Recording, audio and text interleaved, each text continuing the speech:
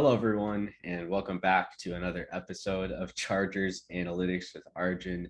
And wow, the Chargers actually pulled it off against the Chiefs in Kansas City. They got it done. And man, I was so excited watching that game.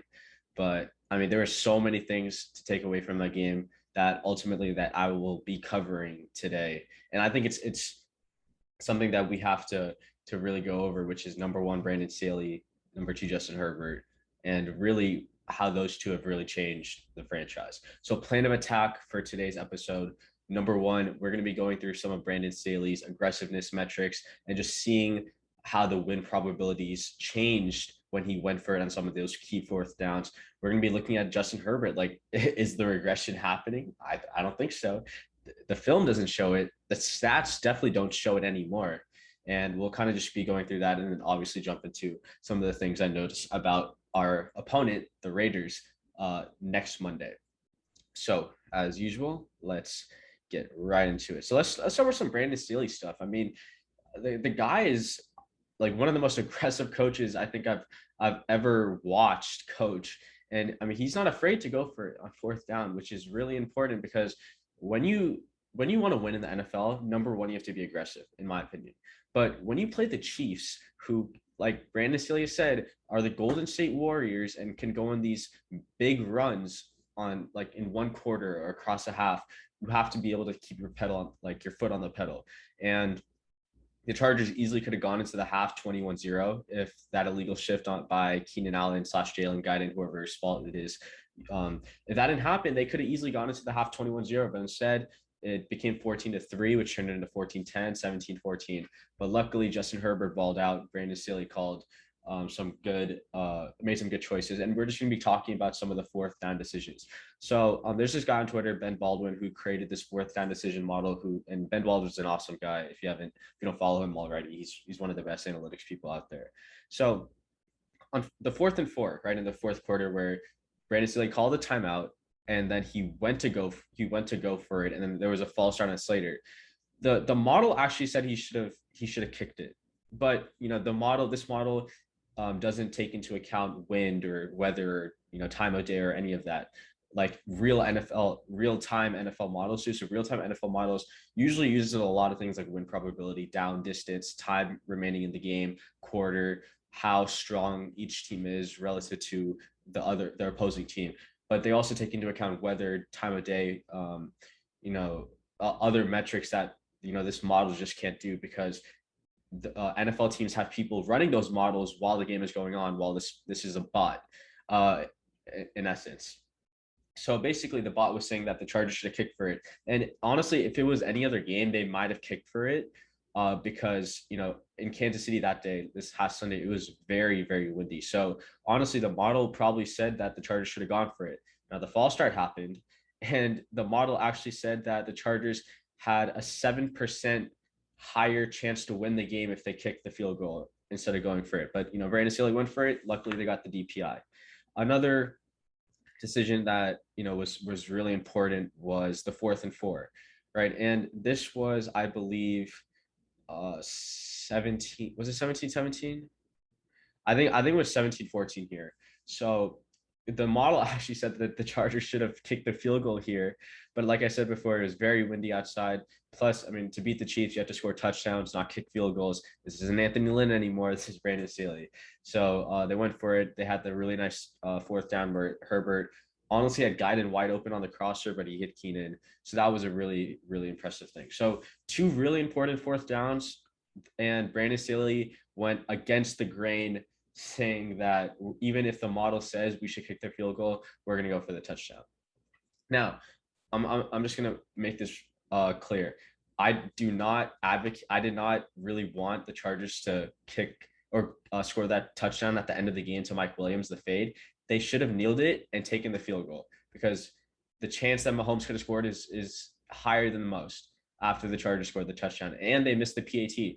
So, anything really could have happened by throwing for it, and that field goal was a chip shot. So I understand the wind and everything that's happening, but the chance he misses that field goal if all other operations goes right is very low. So in reality, that was probably his only head coaching gaffe of the day. but in the end, they did still score a touchdown, and luckily nothing happened. So this graph Ben Baldwin made pretty much is plotting EPA and CPOE. So EPA, remember, expected points added, CPOE, completion percentage over expected, measuring accuracy, and PFF offensive grade. So, I work at PFF as an intern, so I'm not going to talk down on them because they are a great company and they do a lot of great stuff, whether you guys may like it or not. But PFF right now actually is grading Justin Herbert very, very highly, and it shows up. He's above the trend line when it comes to players at his EPA rank and people with his PFF grade. Right now, he's sitting at about an 84 PFF passing grade, which is, about 7 points higher than where it was in 2020. So that's really good to see for Justin Herbert going forward. He's been really good, hasn't really shown any signs of regression. Another graph that I'm really, really happy about is this one. The Chargers ranked third in early down pass rate in non-garbage time. So if you look at the bottom here, it says when the win probability is between 20% and 80%. So this is when teams are still in the game, when teams still have a chance to win, or when they're winning, but they're not winning by too much, such that the win probability is higher than 80%. So the Chargers ranked third in early down pass rate. Everything I've advocated for in the offseason, this is what is showing in the graph. Awesome to see. For those who, like to hold grudges, Joe Burrow's Bengals are last in early down pass rate. Is this a knock on the confidence that Zach Taylor has in Burrow? We don't know. And also just looking ahead, the Raiders ranked fourth. This is a very important development. John Gruden has been known to just try to pound the rock, but it does seem like he's turned a corner this offseason. Derek Carr is slinging it, leading the league in passing yards incredibly. And so, this may not be the type of ground and pound game we're accustomed to from the Raiders. This could be a game where Derek Carr airs it out more than expected. This could also be because Josh Jacobs is out. I'm not sure if he's going to be practicing or playing next Monday, but that is something to keep in mind going forward. So now another thing I wanted to point out, I know everyone's worried about this run defense. Chargers are playing light boxes. Given the down and distance and given the time left in the game, given the win probability that the Chargers have, teams are actually only passing or running it 4% more than expected.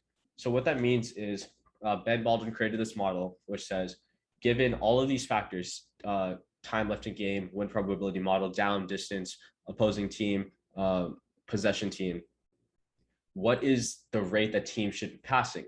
And teams are passing at the Chargers at a 4% lower clip on early downs. So, I've mentioned this before, running the ball is less efficient than passing the ball. So inviting teams to run more isn't that big of an issue like we saw against the Chiefs. I didn't think the defense actually had a good performance. I did think they were bailed out a couple of times by turnovers. But hey, all it takes to beat a team is to have one good game. And to beat the Chiefs, you need to be able to force turnovers and get the ball back, which they did very well. So now let's take a look at, where Herbert ranks. Is he showing regression? Nope. Ranks 10th right now in EPA despite playing, Washington Cowboys and the Chiefs. Remember, in the Washington Cowboys game, he's had 3 turnovers inside the red zone, which kills. When I say kills, it kills his EPA. So this isn't truly indicative of how well he's played. Remember, by PFF's ranking, I think he's in that 5 to 6 area in terms of PFF passing grade, which you guys may not like PFF, but passing grade has shown to be one of the best predictors of stability from year to year and from week to week. So now let's go to a graph that I created so we can see something really cool about the man, Justin Herbert. What was the talk all offseason, guys? He's going to regress under pressure. His EPA, his passer rating from a clean pocket was near the middle of the pack. Well, not only did he improve from a clean pocket, his play under pressure hasn't regressed as much as people have thought. Now, admittedly, it's early. It is very early in the season. 3 weeks of data is nothing compared to having 8, 9, and obviously 16, 17 weeks of data to show anything. But the early returns are very good to see. That Justin Herbert in this top right quadrant, last year he was up in this top middle left, but it's very good to see him in this top right quadrant, which means he's above average under pressure and above average from a clean pocket. So, like I said before, his EPA from a clean pocket has improved. Last year, he was right around here. So he's almost improved like a full 0.1 EPA. He has regressed under pressure, but it hasn't been this huge drop off. So he's actually so last year he was about like 0.05. Right now he's about negative 0.11. So he's lost negative, or he's gone down 0.14 EPA under pressure, but he's gone up 0.1 EPA from a clean pocket. And here's the funny part. The Chargers are actually putting Justin Herbert under pressure less often. Who could have predicted that with the offensive line overhaul? So what that means is even though Justin Herbert's EPA under pressure is negative, he's under pressure less, which means he's having less negative EPA plays, which means he's throwing from a clean pocket more often, where he has a positive EPA, which means there's no regression here. There's actually positive, or there's no negative regression. There's positive regression, and we're actually seeing improvement. Like I've been saying all off season, like all the guys on the podcast have been saying all off season. Yes, he's gonna regress under pressure. That's a given, but he's gonna get better overall, which he has shown, which the film showed last year, which the film has been showing this year. So great stuff by Herbert, great stuff by Staley.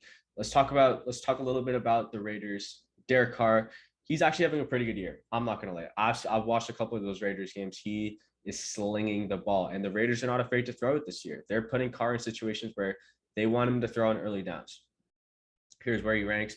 Very good from a clean pocket, slightly above average under pressure. So we want to get him frazzled a little bit. We want to put some pressure on him. Bosa versus Leatherwood is going to be the key matchup to watch along the defensive and offensive line. Now, the Raiders.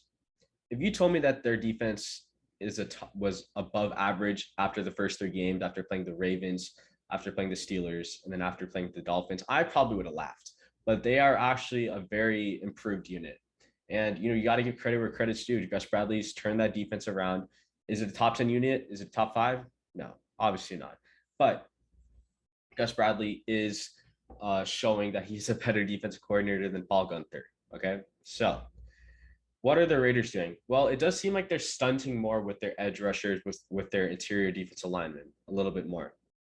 So what that means is the edge player will try to rush on the inside, while the inside player rushes from the outside. So they're doing that at about a 27% clip. Now, they're actually generating pressures at an above average rate, which, given the Raiders the past couple of years, hasn't been their strong suit. So what that means is Storm Norton and Rashawn Slater have to be on their game. Max Crosby and Yannick Ngakoue have been really, really good this year. Really good. Like the Raiders, I'm pretty sure have the best team pass rushing grade. The Raiders. Yeah. So, I expect to see a little bit of juice off the edge. Whether Slater and Norton will be able to handle it is, beyond me. It is a rivalry game, so everything gets amplified. So it's going to be important for Norton and Slater to be on their game against 2 guys who have performed extremely well to start the year. I'm pretty sure Crosby ranks in like the top 5, top 10 in pressure rate and pass rush win rate, which is very, very impressive. And the last thing, let's just talk about that offensive line, right? I talked about Joey Bosa versus Leatherwood, but overall, the Raiders' offensive line has actually been pretty good to start the year. And it's very surprising to me, given that they lost Hudson, Gabe Jackson, and Trent Brown, and Richie Incognito's just been put on IR. So, when they're playing guys like Colton Miller, John Simpson, Andre James, and they're still allowing pressure at an above average or a below average rate in a good way, it's surprising to see. And they have played some, defenses that like to get after the quarterback. I mean, the Ravens, the Steelers, and the Dolphins usually all rank above average when it comes to pressure rate. The Ravens and the Dolphins are 2 cover 0 blitz heavy teams. but yet the Raiders are still, able to manage Carr and not put him under pressure as often and giving him a chance to get the ball out quick. So, Brandon Staley hasn't shown that he's going to be a big blitzer to start the year, which that's okay. This defense isn't really like a blitz heavy defense, but getting after Carr is going to be important. And this is a very exploitable offensive line. I expect my bold prediction, Jerry Tillery is going to have his breakout game. That's just me. He had a pretty good game against the Raiders in SoFi last year. But yeah, so ultimately, I actually think the Raiders are, performing pretty well this year. And yes, the competition hasn't been like amazing, but beating the Ravens and the Steelers are two, pretty impressive victories. And that Steelers victory, especially going on the road, was really impressive to see. So as usual, my score prediction. I actually do think the Chargers will pull away with this victory. I mean, that victory against Kansas City showed that they can really play with anyone. Hopefully, they should be getting some reinforcements. Justin Jones will be essential, especially if Josh Jacobs comes back. So I'm gonna go with 35-30 victory against the Raiders. I do think it'll be another shootout, but hopefully the Chargers pull it out and Brandon Staley and Justin Herbert, just continue to show that they're one of the best head coach quarterback duos in the league. So that's going to wrap it up. I want to thank you if you made it through the entire video. And with that, as always,